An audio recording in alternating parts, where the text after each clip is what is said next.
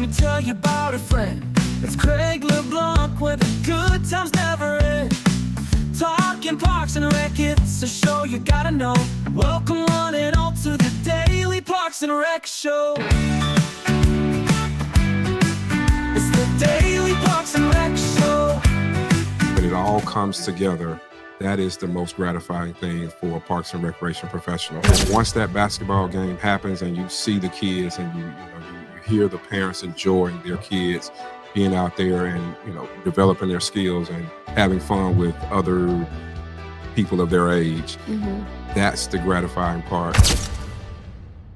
Welcome back to the Daily Parks and Rec Show from the 2025 GRPA Conference. In this episode, hosts Veronica and Dave sit down with Otis for an honest, inspiring conversation about what makes Parks and Recreation more than just a job, it's a calling. From award-winning maintenance teams and record-breaking conference attendance to powerful advice for first-time attendees, this episode dives into the passion, purpose, and behind-the-scenes work that shape our communities every single day. Let's dive in. Hello, everyone. Welcome back to the Daily Parks and Rec Show. I am Veronica, and today we have Otis and Dave. Hello. Good morning. Good morning. So this is day 3 of the GRPA Conference. So Otis, is there something you want to brag about? Wow.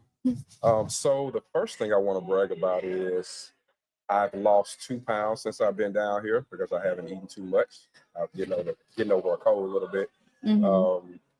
That's about it. I made it down here in about 4 hours, so I don't know. I don't have too much to brag about just yet. Well, I'm sorry. I take that back. We did win an award here in GRPA for a maintenance award with our staff in Rockdale County Parks and Recreation. So shout out to our maintenance staff. Yeah. That's awesome. I was kind of like tapping into the golf conversation that y'all were having. Okay. So I didn't participate this year in the golf tournament. Gotcha. I have won the tournament before on the national level and the GRPA level. Wow. But I'm not trying to brag.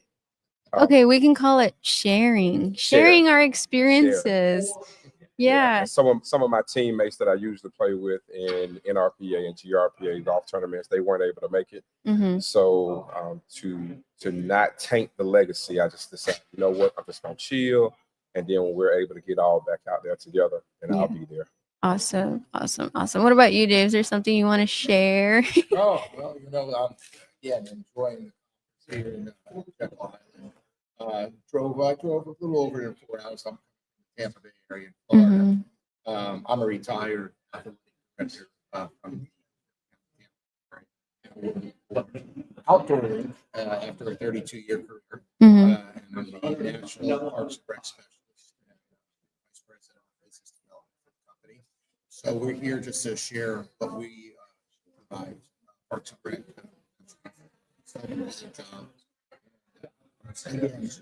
Some of the activity when we come to these conferences, so important. Yeah. We're together, at these conferences, it's a great time. It's a time to recharge and rejuvenate and network. Yeah. So, even though you didn't get to golf this time, I'm sure you've been involved with the other events here.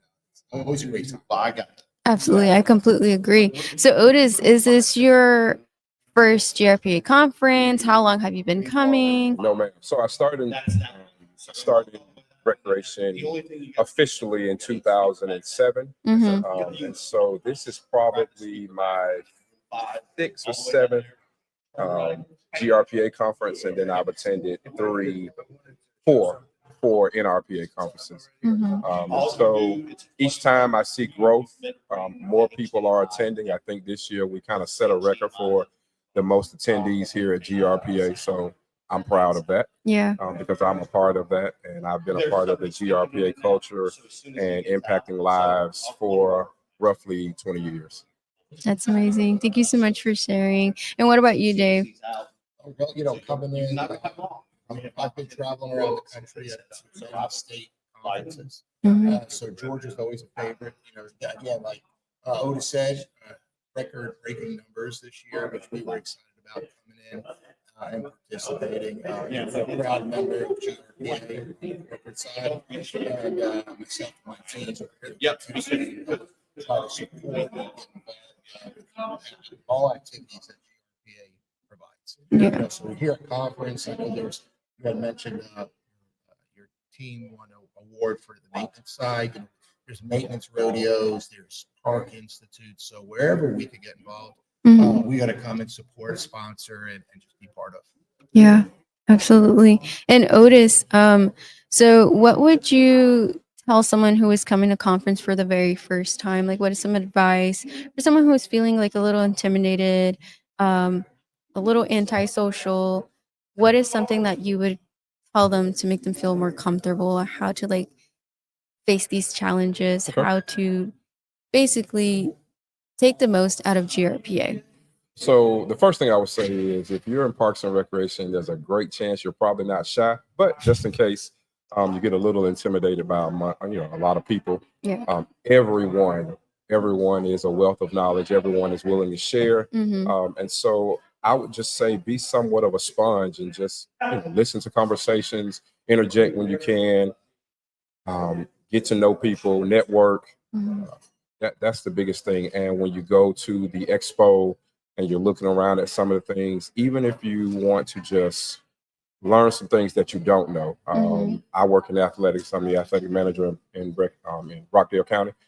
But there are some things that I don't know about park maintenance, and I want to know, what blade needs to cut this, blah, blah, blah, and so on and so forth. So just be a sponge and just soak up all the wealth of knowledge that you can from other members as well as some of the vendors that are here. Yeah, I like that. I like that. Dave, would you like to add on to that? I knew I'd like to when you said you're involved in athletics. That's good. I finished my career as the athletic director in Hillsborough County and did that for 12 of my 32 years in career. And let me tell you, athletics is challenging, but it's so rewarding, and thank you for throwing out the expo because, vendors like myself, we love to go ahead and share, not only what we're representing, but there's a story to us. For me, there's a story involved, and I love to go ahead and share that with the folks that pop in and talk to me and ask questions and grab a little swag off the table and make that connection. What you had said earlier, the networking part, you never know who you may meet. Absolutely. One thing I did want to piggyback on with athletics, I feel like athletics is the backbone of Parks and Recreation because when you think Parks and Recreation, yes, you think parks, you think of maybe picnics, pavilions, but the second thing and the thing that most kids think about is sports: basketball, baseball, football, pickleball, softball, frisbee, all types of sports. And so me being in athletics, I get to touch all of our customers for the most part. And then outside of that, then, maybe some park maintenance people will be able to meet some of the kids when they're in the park. But athletics, we really touch most of everyone that comes through Parks and Recreation. So Yeah. I am proud of that. So every time I'm talking, it seems like I am proud of a few more things. Yeah, and I think that's great. We're sharing, we're learning more from each other and like educating as well of like what we provide. Because like you said, people typically associate Parks and Rec with like the green space, the playgrounds, the pavilions. But no, we're more than that. We have senior services, we have therapeutic services, Correct. we have aquatics, gymnastics, cultural affairs. The list goes on, guys. So we have all of these resources. We do our very, very best to make sure that it is accessible for all ages. Okay, so yeah, I'm gonna play a video, and I would like to hear your opinion about it, and Okay. then yeah, we'll dissect it from there. Are you ready to lead the next generation of... Every career is a choice, but few careers let you touch lives. Not once in a while, but every single day. Step into a park on a Saturday morning. You'll hear children laughing on the soccer field, families gathering for a picnic, seniors walking the trails, finding health and friendship.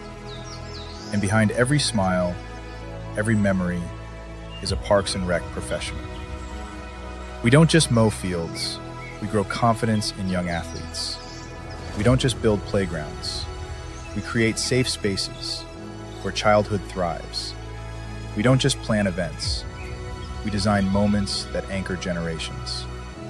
Think of the coach who teaches patience, the director who champions equity, the staff member who sees potential in a child no one else believed in.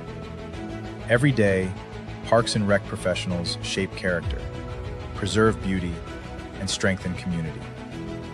And the path isn't easy. Budgets are tight, resources stretched thin, but the reward, unmatched. Because what you give comes back in legacy, in healthier communities, in lives forever changed.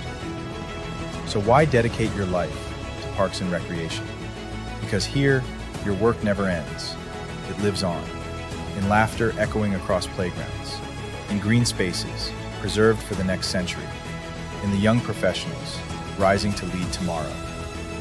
This is not just a career, it's a calling, it's a legacy, it's Parks and Recreation. A message from the Parks and Rec community.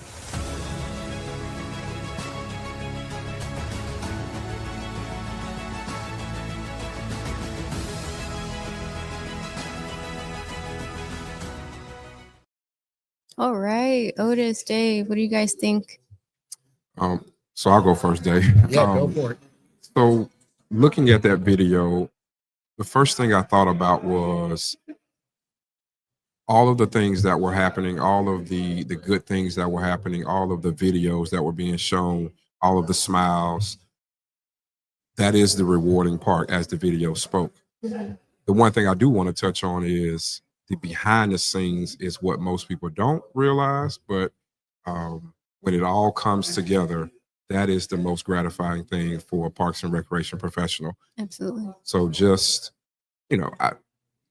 blood, sweat, and tears. But then once that basketball game happens and you see the kids and you hear the parents enjoying their kids being out there and developing their skills and having fun with other people of their age, Hmm. that's the gratifying part. And that's the part that if you lose sight of that, then all of the blood, sweat, and tears that's getting to that part, Hmm. you may just be like, this may not be for me. Yeah. But then once you get to see that, it makes you want to come back and do it again for the next sport, and then the next sport, and then the next sport, the next program, so on and so forth. Right. And so, although I took a lot away from the video as far as all of the good that's happening, what I really wanted to reflect on was what happens before that happens. And so Absolutely. that's the part that is most gratifying for me. Once I see it all come together, Hmm. and parents not knowing how much time went into, because it's not about just rolling a ball out and saying go and play. Hmm. And I pride myself on being extremely creative and having innovative type of ways to make it just it's more of an event and not just a sport, or it's more of an experience and not just a game that they're playing. Yeah. And so that's what I took from that video about just looking at the behind the scenes, or realizing the behind the scenes, because all I saw was smiles, and that's great. Hmm. But I'm thinking about my team back in Rockdale and what we have to do in order to make sure those smiles happen. Absolutely. I think that was very, very beautiful what you said. That's actually the first time I've heard someone speak about that when they see this video, because we've been playing this video for like multiple other of our interviewees throughout this whole week. And yeah, I think that was very, very well said. I completely agree. It's the pre-planning before we get to that big day. It's so many moving parts. Like it's like vendors, it's contracted instructors, or making sure X number of participants have met the max registration or minimum registration, making Correct. sure everyone is paid, and waivers and all of that fun stuff. So yeah, it is a lot of work, but at the end it is very rewarding, because at the end of the day we are creating memories for our community. We are giving them something to look forward to and building a family. So Correct. Dave, Let's pick your brain. Well, Otis, man, there's passion there. And, Yeah. I think a lot of people nowadays in today's society, they're afraid to use the word love. Mhm. And if you love what you do and you love the people that are taking advantage of the programs and the activities, I think that speaks volumes. Yeah. You know what I'm saying? One thing in my career, I had no problem using love to describe Parks and Recreation and what we do. I learned that from mentors of mine back in the day. And, I see the passion. You hit it right on the nail, the pre, the post, Mhm. and in between. It's not, and I had said it in an earlier interview, we just don't throw balls out on a field or court and watch the kids. There's so much more involved. I preach this. We are essential in Mhm. so many ways in our community, more than, I think a lot of people realize. Correct. So, no, you got it, man. You did Yeah. it. Like I said, there's a great point that you brought in there, and I appreciate that. Absolutely. I completely agree. And I do love, I love coming. I don't even think of it really as a job. I would love to get paid more, but I love what I Who do. wouldn't? And I love what I do. And so, of course I could go out and be the CEO of Delta, but I chose Parks and Recreation. Yep. That's what we get hooked. Mhm. And Right. like I've Right. said in the past, once in Parks and Rec, you're in Parks and Rec. Even if you start a different career like I have, Mhm. Parks and Rec is here. You know what I'm Mhm. saying? It's not going anywhere. Yeah. It's just you live it. Yeah. Yep. Well, that basically concludes our episode for today. Thank you so much, Otis. Thank you so much, Dave. You guys said very insightful things. So we're not going to talk about what I ate this morning. If you want, do you want to share that with the public? What did you eat? Nothing. I had a peppermint. There's Danishes in the back. There we go. Treat yourself. I need some bacon. I need some French toast and things like that. I get that. But no, my hotel has been great. I guess shout out to residents in Marriott. Mhm. The breakfast this morning was decent, but it just didn't have everything that I wanted. So I'm gonna go get me a good meal right now. Yeah, go for it. Treat yourself. You earned it. Yep. All right. Well, this concludes our live stream. Thank you so much, everyone, for watching. Bye-bye. Take care now. Are you a vendor, brand, or service provider ready to connect with the heartbeat of local communities? At DPRS Media Co., we tell the stories shaping parks and recreation across America. Through podcasts, live streams, videos, and newsletters, we reach frontline leaders, city directors, and decision makers every single week. From youth sports and facilities to programming and policy, our audience is your audience. Sponsoring or partnering with DPRS Media Co. puts your brand in front of the professionals who build, budget, and buy for their communities. Launching a new product, growing your presence in public spaces, targeting cities, counties, or departments, DPRS is your trusted media partner. Whether you're in software, turf, aquatics, robotics, smart cities, or special events, partnering with DPRS puts your brand in the story. With commercials, interviews, social campaigns, newsletters, and live shows, we're your media team. Partner with us and grow your impact in the $200 billion parks and rec industry. DPRS Media Co. Stories that move parks and rec forward. Your audience is here. Let's meet them.